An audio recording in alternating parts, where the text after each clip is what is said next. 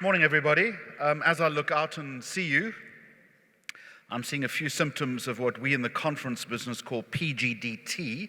Does anyone know what that means? That's post-gala dinner trauma. Hope you enjoyed the dinner last night. I read about some of your exploits online this morning, and I'm glad that some of you made bail, which is really important. Ladies and gentlemen, welcome to day 2. I want to reflect very quickly on climate change and some very alarming statistics emerging over the past couple of months. South Africa's temperatures by mid-century will rise by between 2 and 3 degrees. At the end of the century, none of us will be around, but as much as 3 to 5 degrees. What are the impacts? Well, extreme drought. We're already seeing evidence of that in many parts of the country, the Northern Cape, for instance. And there are some suggestions that surface water in the Western Cape, where we sit right now today, could diminish by as much as 60%. What is the impact of all of this, ladies and gentlemen? It will have an impact on health, the economy, tourism, and agriculture. It's also going to have a major impact on investment decisions, investment strategy, how people do business. And that is what we're going to start the session with today. It's my great pleasure as we begin day 2 of this conference, and we'll take this through until 1:30 this afternoon. Daniel Manelli, who's the head of the Presidential Climate Finance Task Team in South Africa, I would contend probably among the most important jobs in South Africa right now, as he talks to us about climate change and transition to that all-important green economy. Daniel, good morning to you, and please join me on the stage.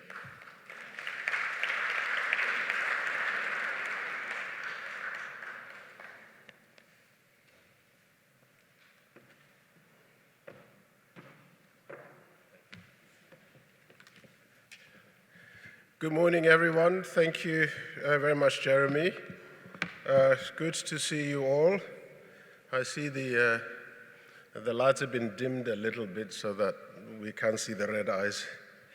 But congratulations to having made it. I see some have dropped out.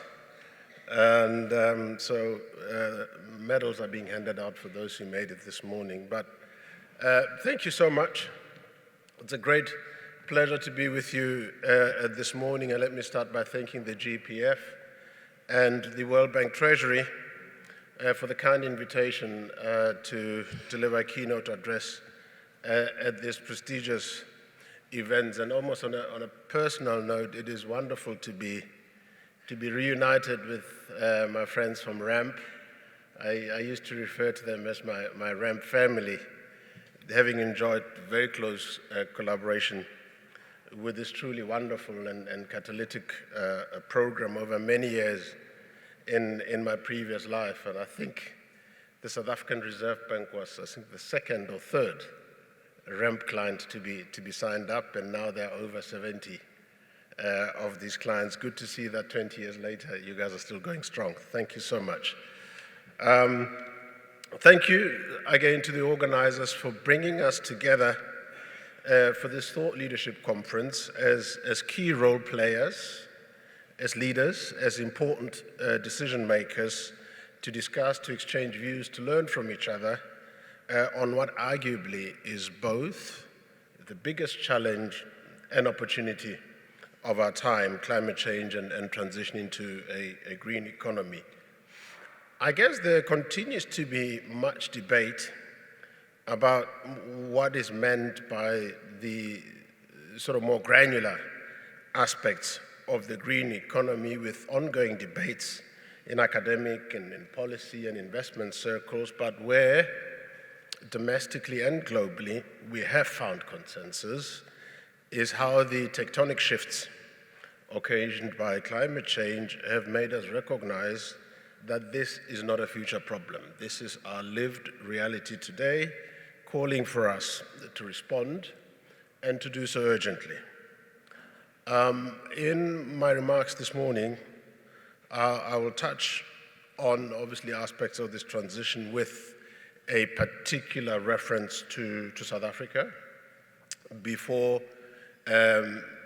sharing with you and giving you an update on the work that I'm currently involved with around the Just Energy Transition Partnership, and followed by some observations around the role of the private sector, which obviously includes the pension fund investment industries, before I then conclude with some comments around climate change and markets, which are similarly very pertinent to this audience. By way of background and a bit of context, I guess the sheer size and scale of carbon emissions and the related reconfiguration of the climate has introduced complexity in how we should construct and manage our economies in the future. As we transition to a low-carbon economies and more climate-resilient development paths, our behavior would need to change, and change fast, as I said, but responsibly, around the self-induced deforestation of the environment, the usage of coal and natural gas for gas-fired power plants, petroleum-powered trains, planes, cars, and so forth. So the case for the need to respond to what by now is a very compelling scientific case has actually never been stronger than it is today. The Paris Agreement from COP21 marked a turning point, being a major step towards international collaboration with regard to mitigation against and adaptation to climate change, with global commitments to strengthen the global response to the threat of climate change in the context of sustainable development and efforts to eradicate poverty, and by agreeing to limit the global average temperature rise to well below 2 degrees Celsius, while pursuing efforts to limit the increase to 1.5 degrees. And along with that, and that's a very important aspect, there was an agreement to making finance flows consistent with low greenhouse gas emissions and climate-resilient development. Let's then turn to the case of South Africa. When it comes to the transition to a green economy, the case for change in South Africa has similarly never been more pressing. South Africa is the most carbon-intensive economy in the world, emitting 0.6 kilograms of CO2 per dollar of gross domestic product. And of course, we are the largest emitter on the continent, driving around 40% of the continent's total emissions. Relative to the rest of the world, of course, Africa's carbon footprint is relatively small, contributing to less than 4% of greenhouse gas emissions. However, the impact of climate change is not localized to any country or any continent. It doesn't know any borders. Even though we are not a major driver of climate change, we are more vulnerable to physical climate risks than any other region or continent. And global warming and its effects are expected to proceed twice as fast on the African continent as we experience rapid desertification, extreme storms, more frequent fires and floods. And Jeremy alluded to some of the statistics just now. So the global climate crisis is a key driver of food insecurity and malnutrition as extreme weather events decrease agricultural productivity and disrupt our supply chain. So for South Africa, climate change will exacerbate many of the socio-economic issues we are already facing as a country, such as extreme levels of poverty. 55% of South Africans live in poverty. Untenable levels of unemployment, particularly amongst the youth, over 60%, and along with the highest Gini coefficient. And the KwaZulu-Natal floods earlier in the year, which the Minister of Finance alluded to yesterday, were a prime example of how devastating unmitigated climate risk can be to South African communities.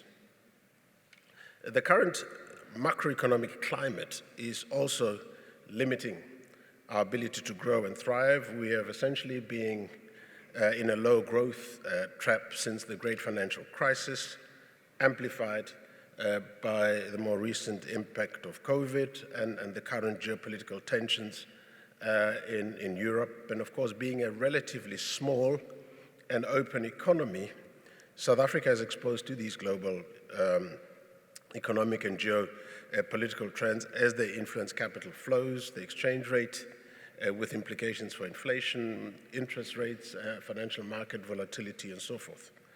So the opening presentations yesterday from the World Bank and JP Morgan covered this rather well. And of course, as you are all aware, apart from the global macro issues, we also have South Africa intrinsic issues such as availability and security of electricity supply as our own challenges. So what has then been the response from South Africa? Recognizing the importance of addressing the global threat of climate change, South Africa submitted in October last year an ambitious so-called nationally determined contribution NDC, which is essentially the international commitment submitted to the UNFCCC, committing to reducing domestic carbon emissions to within a target range of 420 to 350 metric tons of CO2 equivalent by 2030. And this was a revised and more ambitious target, which is compatible with the details I mentioned earlier around the Paris Agreement and so it represents South Africa's best effort to confront climate change. And this more ambitious NDC represents a reduction from today's emissions levels to the tune of around 10 to 25%. And South Africa, as many of you know, aspires to achieve net zero carbon emissions by 2050, in line with our low emission development strategy, with a special focus of achieving a just transition. Many of you will be aware and familiar with the political declaration issued at COP26 last year on the 2nd of November, wherein the governments of South Africa, France, Germany, the United Kingdom, the US, and the European Union, the group that we refer to as the IPG now, established the so-called Just Energy Transition Partnership to support South Africa's transition to a low-carbon economy and a more climate-resilient society. And in terms of the political declaration that announced that partnership, the partner countries pledged to mobilize an initial amount of $8.5 billion to support South Africa's just transition through a combination of financial instruments that would include grants, concessional loans, guarantees, and technical assistance over the next 3 to 5 years, but with a commitment to longer-term engagement. That's really just to kick off our transition for the initial period, but the idea is for this partnership to endure. A distinguishing feature of this partnership, and the partnership in itself, in many respects, is groundbreaking. It's a world first, and one of its distinguishing features is the emphasis that it places on how justice is achieved for affected workers and communities that are presently highly dependent on the fossil fuel value chain. And in this context, the just transition aims to protect and improve the quality of livelihoods to ensure that the risks and the opportunities and the benefits and responsibilities arising from the transition are shared in a fair and equitable manner. So the GEPF, this partnership, should be viewed as complementary to and not separate from South Africa's broader long-term development agenda, and thus be in support of economic growth and job creation effort. It is styled the longer trajectory of our transition as a whole economy transition approach in a more integrated and holistic way, and is meant to form part and parcel of an economic transformation that would inform our future growth and develop model. So South Africans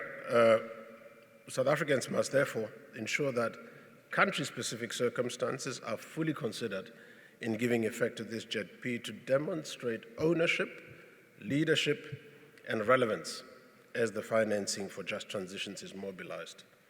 And while this GEPF reflects the strong pledge by the IPG and their related development finance institutions to support South Africa's ambition to transition, we are working on these pledges to translate them into tangible financial support in a pragmatic and considered manner on terms and conditions that positively contribute towards the quality of livelihoods and do not create unintended consequences that may negatively impact future generations of South Africans.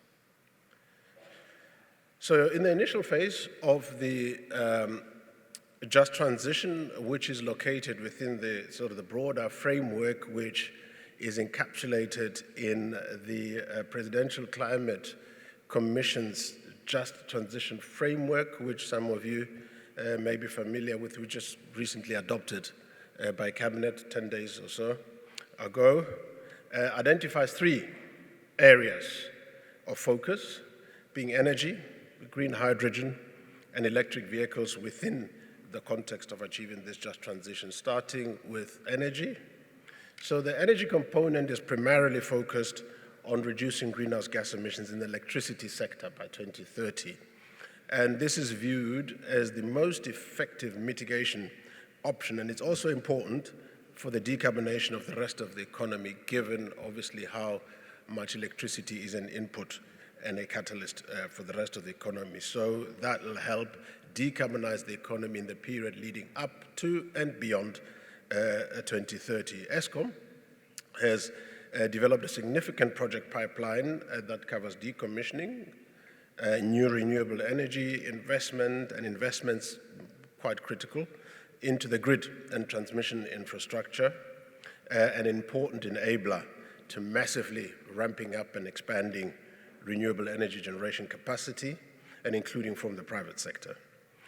This will continue, of course, contribute to addressing the very challenging electricity supply crisis that we're facing at the moment, and create opportunity for industrialization and regional development. In addition, but somewhat separate, but aligned to the GEPF investment plan and the project preparation for transition is the so-called Accelerated Coal Transition Investment Program, which is being run under the auspices of the Climate Investment Funds at the World Bank. And we hope that in the coming weeks or so, this will be serving at the board of the World Bank. And on the back of that, South Africa would be potentially eligible to secure an indicative $200 to $500 million, which is linked to our country's needs and ambitions, and funds that could then be leveraged to crowd in bigger pools of funds that sit in the private sector. And finally, the electricity sector, and in Mpumalanga in particular, which is where most of the coal mines and the power stations are located, will be the primary focus of investment in the just transition. And we must aim for this just transition to almost set a new gold standard for energy transitions across the world. And we can only do this if we keep the just component central to the entire investment plan. And just investments cannot be made in isolation. They should be deeply embedded alongside the technical investment to ensure that communities throughout the fossil fuel value chain are properly protected from the impact of the transition, and their futures as best as we can secured. And these just investments would include social protection measures, human resource and skills development initiatives, industrial development, economic diversification, and innovation. And this will not only solve for those directly impacted by the transition, but address key challenges that a much wider group of South Africans are facing and our economy in general. Our second priority is electric vehicles and transport. And we have currently a well-established vehicle manufacturing sector in South Africa, which we need to pivot to new energy or electric vehicles. And if we don't transition this sector, there's a significant economic consequences from the threat of obsolescence, including a 260 billion rand, or around 5% of our GDP in 2020, 17% of our manufacturing output, and estimated 100,000 direct jobs that depend on this sector. And of course, if you look at forward and backward linkages, you can take the number of jobs that are linked to that sector to as high as 500,000. And additionally, over 86% of the exports rely on what we call net zero countries or markets, being mainly in Europe, the UK and EU, which are taking huge strides in phasing out internal combustion engines between 2035 and 2040, placing the sustainability and competitiveness of local manufacturing at risk. And of course, these exports also contribute to about 15% of our export revenues. The DTIC released a green paper last year for the advancement of new electric vehicles in South Africa, and there's a white paper to follow. So this development will require appropriate regulatory and policy enabling environment for the widespread adoption of electric vehicles, and that would be a prerequisite for the production to take place at scale here in South Africa. Equipment manufacturers, in particular the OEMs, the original equipment manufacturers, several of which are Europeans, will and have indicated they require policy certainty to shift production from internal combustion engines to electric vehicles, and including those that are supportive of the development of local, regional, and other exports markets. So this is very, very critical given the role that the motor sector plays in our economy, and there's a significant amount of work that is currently underway. Those of you who may have had a chance to participate in the last meeting of the Presidential Climate Commission on the 2nd of September may have heard a fairly extensive presentation that Minister Patel gave there with regard to the work that's underway there. And the third priority sector is green hydrogen. And green hydrogen is a great opportunity for South Africa to enable a transition of key carbon-based and trade-exposed sectors and to protect the competitiveness of downstream industries, enhance exports, and again, boost economic growth and job creation. And South Africa is one of the top 5 most competitive regions in the world for a green hydrogen production, and the just energy transition capitalizes on these intrinsic advantages. We have large-scale, high-quality renewable energy potential with our average load factors on par with major competitors like Chile, Saudi Arabia, and Australia. We also have sufficient land and synergies in solving for water security, and we have vast tracts of land available that would not be in competition with agriculture or settlements. And green hydrogen requires a third of water to generate when compared to coal-based generation. And we have unique expertise for beneficiation into e-fuels. If one thinks about the proprietary Fischer-Tropsch technology, which Sasol is obviously pioneering, which allows for a local beneficiation of green hydrogen and enhance potential for very large-scale local demand. Again, here significant work is underway, in particular relating to the potential development at Boegoebaai in the Northern Cape. The IDC and the DTIC and Infrastructure SA have been working on this with Sasol and other partners.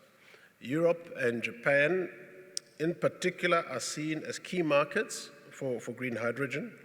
And of course, to maximize competitiveness, South Africa must develop an optimal ecosystem of demand and supply hubs and supporting infrastructure, including ports, storage, pipelines, and grid infrastructure. And of course, a lot of this infrastructure, particularly port infrastructure, is there. It just needs to work and operate more efficiently. But there's needs for upgrading as well. So let me then give you a sense of where we are today. The key focus of the Presidential Climate Finance Task Team, which I lead, currently is to develop a comprehensive investment plan and progress our discussions with the IPG on the financing package to underpin that. So initial draft was produced in July and is now the subject of discussions with our partners, both domestically and internationally, inside and outside of government.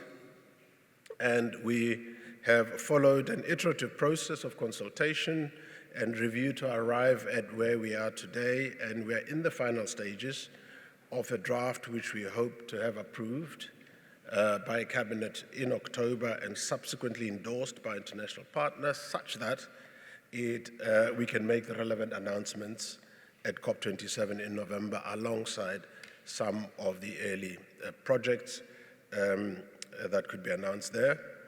And we've also embarked on an extensive stakeholder consultation program, including inter alia with the youth, organizations, civil society, business, labor, and the local government sector. So we've also leveraged working groups and roundtables with deep technical experts for each topic within the investment plan, put the modeling exercises to expert scrutiny, to ensure that by the time that we submit the plan to Cabinet, you would have had the benefit of broad input. So the investment plan is informed by the scope set out in the political declaration that announced the partnership that I referred to earlier, that was signed in Glasgow in November last year.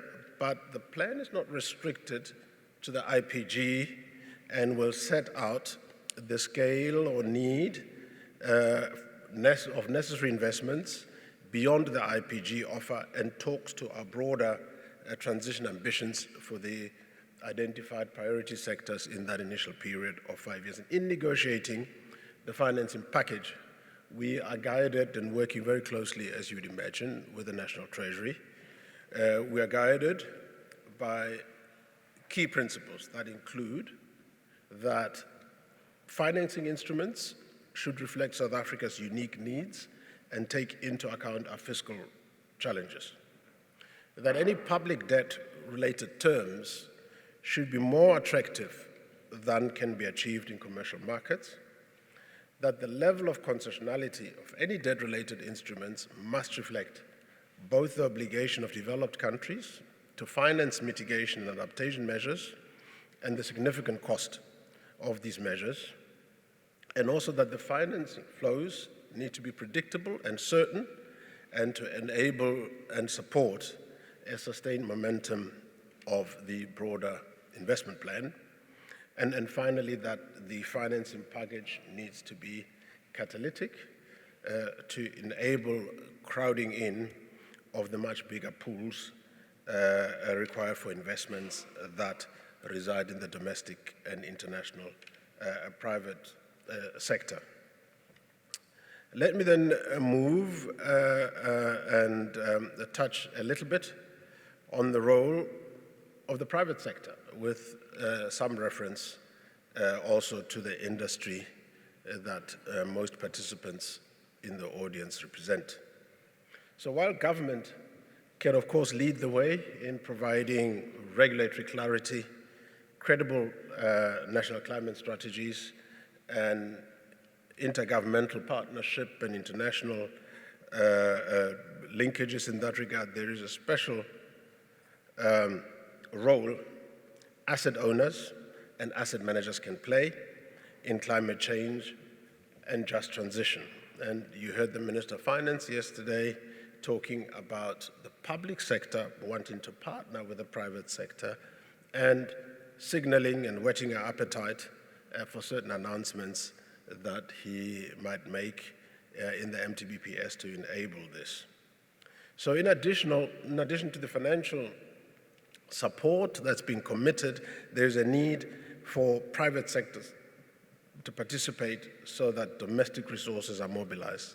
As it is, the data shows that the average institutional investment portfolios invest very little in the South African real economy relative to what goes into the secondary listed market and offshore markets.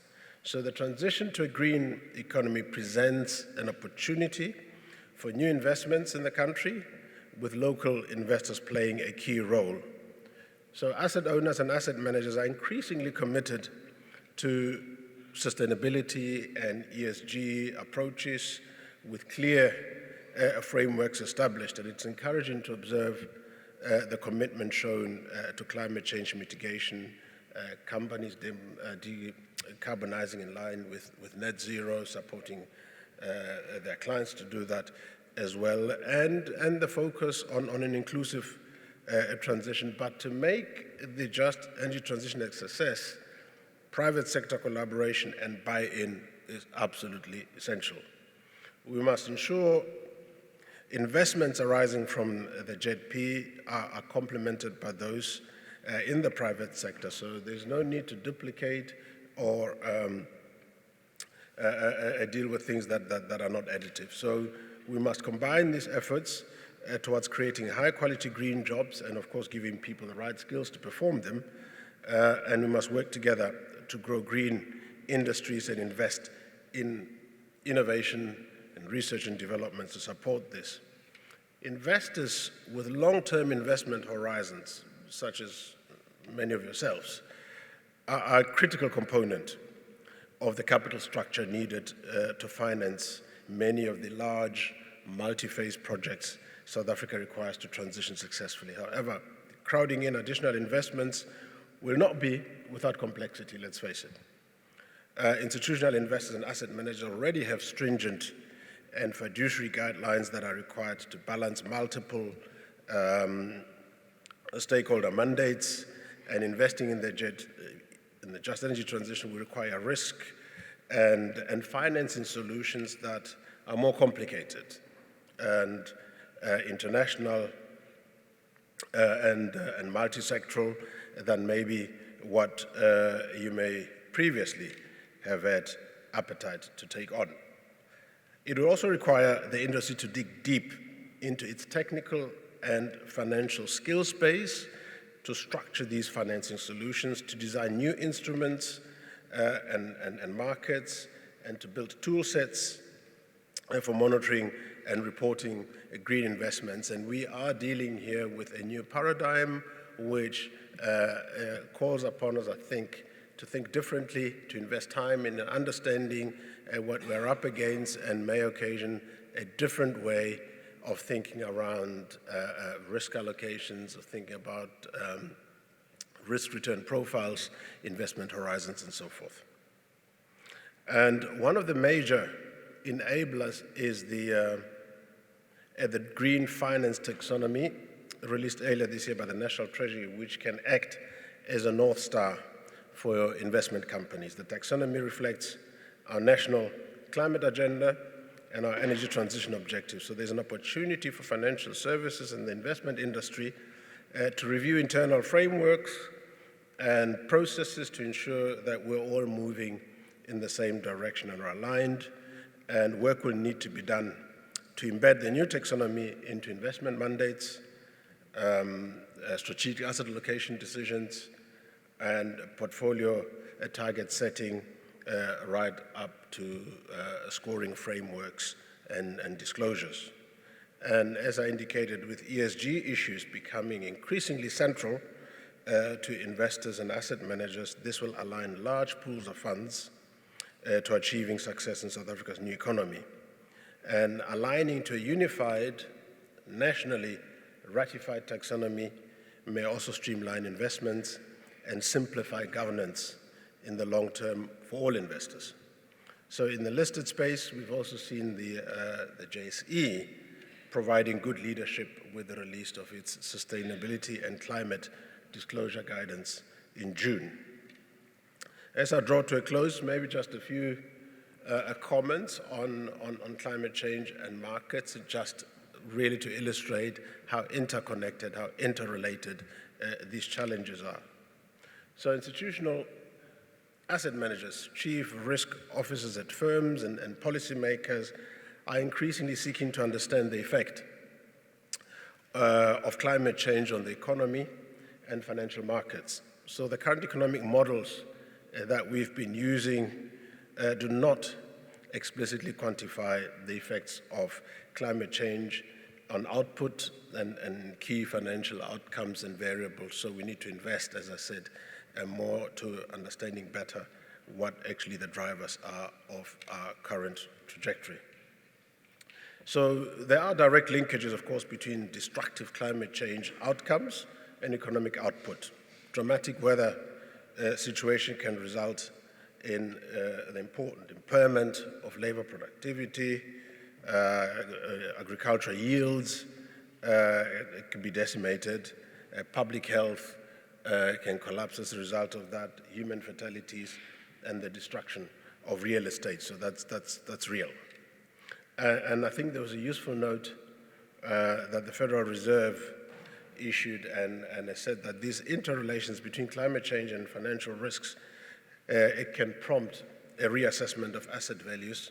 It can alter the cost of availability of credit and impact negatively on companies' cash flow. So the outcomes are seen at play in our current construct, and more work is needed to improve analytics so that decision-making processes are more accurate and better informed, and that is exactly why a more holistic and integrated approach to this challenge is required. In conclusion, we're clearly in an environment where governments and business are compelled to undertake a transition that may prove to be one of the biggest humankind has undertaken. So trade-offs entailed in changing how we operate, how we do business, how we arrange our communities versus the human impact on jobs and livelihoods require very careful consideration. There will be trade-offs that need to be entered into, and how we strike a balance between affordability and resilience and consider long-term systemic benefits will be crucial. So it's very, very important that is all wrapped in a systems thinking. While, of course, the discourse around climate change tends to focus mostly on risks and how we manage that, let me close by saying that while, of course, as indicated, the financing of the just transition in South Africa and elsewhere will be complex. We are in uncharted territory. In many respects, we're dealing with issues that we are not familiar with, the situations unfolding as we move along. So no question that this is going to be intricate and complex. But if executed successfully, it holds growth premise, it harbors great opportunity, and will allow us to fundamentally shift the economic landscape of our country. Finally, ensure security of electricity supply. There is job creation potential in new energy and industrial sectors. We then will be able to provide essential support and safety nets for affected communities and workers. And all of this, of course, will result in a much higher resilience built into our system to physical and transition risks and the social effects. With those remarks, I wish you a successful second day, and I think there is an opportunity to ask some questions if people have. Thank you very much.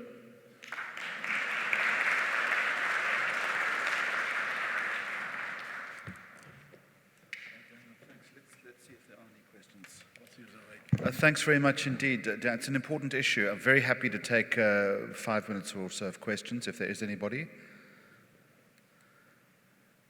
And I'm going to take that as a resounding agreement with your speech, Daniel, and that there are no questions. Thank you very much indeed. Ladies and gentlemen, there is...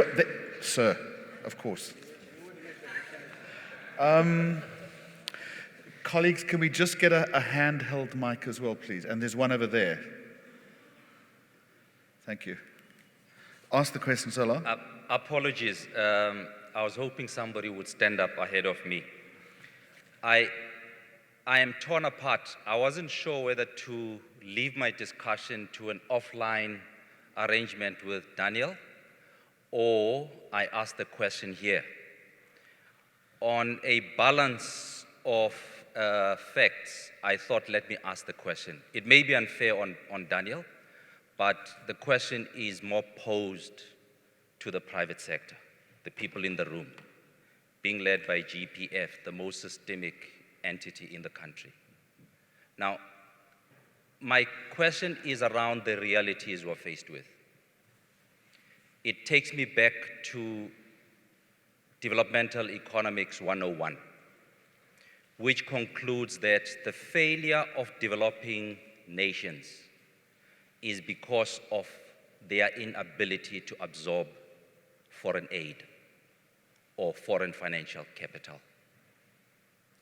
And given the track record that South Africa has recorded in the past while of inability to implement or difficulty to implement, and where we implement was suboptimal, what are the risks of these discussions and the financial cash flows coming in and not helping us in the manner in which they're supposed to help us? How huge are the reputational risks, given the fact that this is actually seen as a pilot, not only for the continent, but for all emerging markets? If South Africa fails on this one, what does it mean for the country? And to the private sector, and GEPF in particular, what can we do to minimize these risks? Thank you very much. Thank you, sir.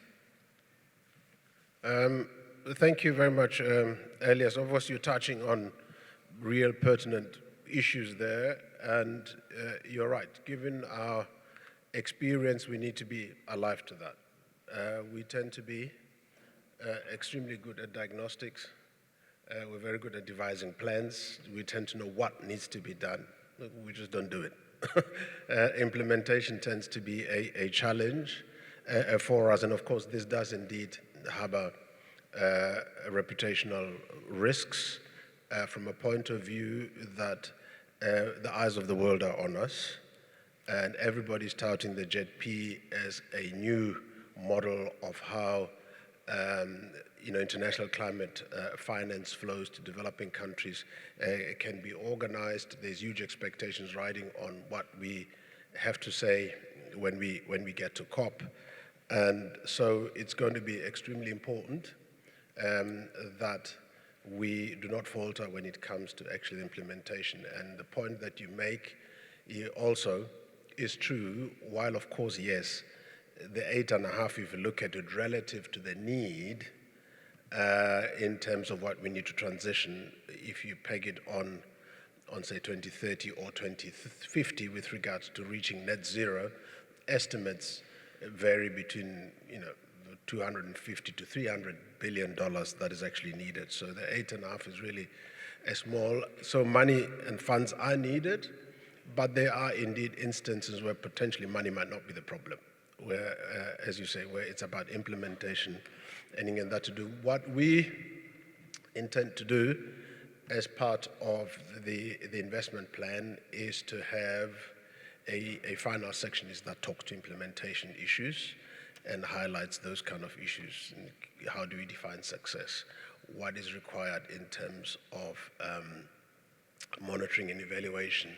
How do you make sure we get the intended outcomes?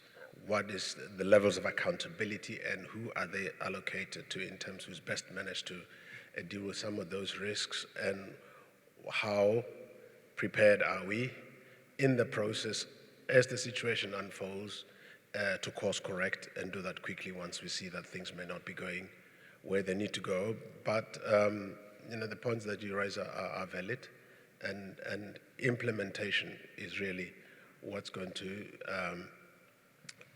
show whether we're successful or not. I mean, the plans obviously need to be devised very carefully. They need to strike the right trade-offs. The financing must be structured accordingly. The terms and conditions must be right. It must be driven by South African ambitions and priorities. But all of that essentially is the ticket to the game. It's the implementation, the successful implementation, on which we'll be judged as a country. Thank you very much. Ma'am, you had a question over there. I'll make this the last one, as I'm also very cognizant of time. Thank you. Go ahead. I'm Zen Lamini. Ntate Daniele, I just want to ask two questions. Ma'am, can I ask you just to hold the mic a little closer to your... Thank you. Okay. Just want to ask two questions.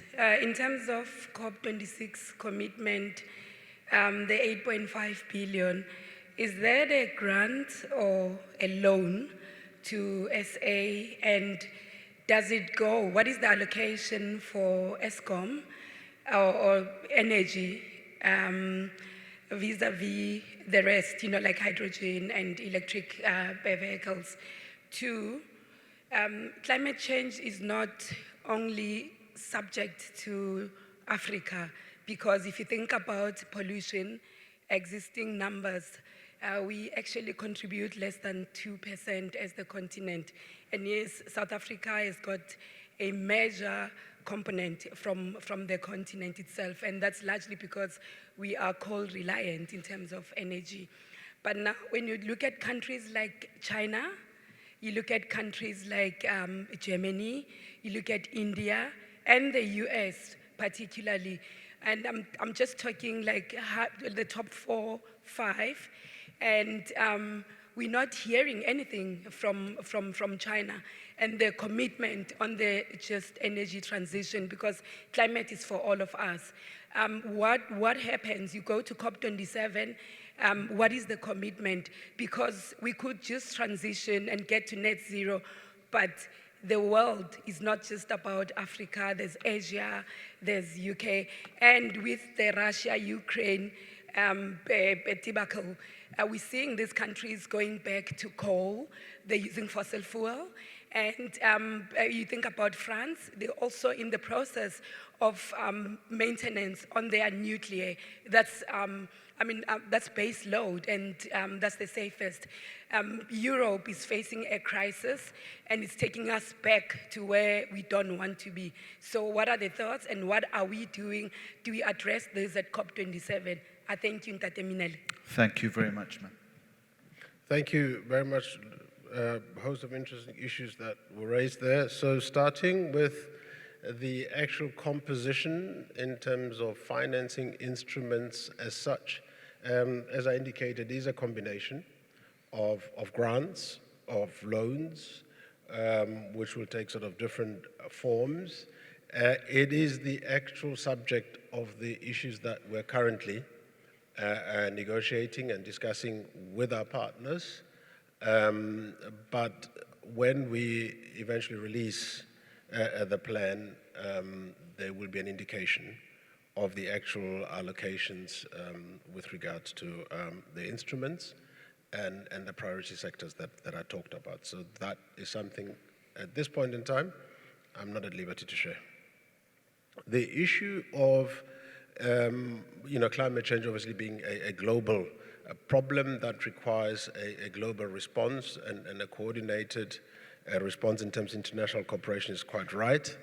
The issue I talked about with regard to these nationally determined contributions is one that affects all countries, and as you know, it is happening under the auspices of the UN FCCC. So each and every country will deposit NDCs. They will outline their commitments and how they intend to transition, how they intend to limit greenhouse gas emissions. So there are international commitments that all these countries have. And you will recall that at COP26, one of the sticking points around finalization of the communiqué and the actual deal, if you wish, was around how a country like India, for instance, wanted the issues around coal to be framed as such.